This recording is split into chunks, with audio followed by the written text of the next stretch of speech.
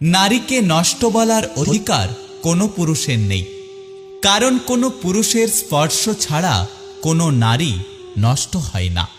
নিজে প্রেম করে বিয়ে করলে শুনতে হয় বাবা মার কথা না শুনে বিয়ে করেছে, চরিত্রহীন কুলাঙ্গার মেয়ে। আর বাবা মার দেখা বড়লোক ছেলেকে বিয়ে করলে শুনতে হয় মেয়েটা টাকার লোভে বিয়ে করেছে। আমাদের সমাজ কন্যা সন্তান চায় না, কিন্তু সুন্দর পুত্রবধূ চায়। মেয়ে মানেই জন্মের পর কালো না ফর্সা যাচাই করা হয়।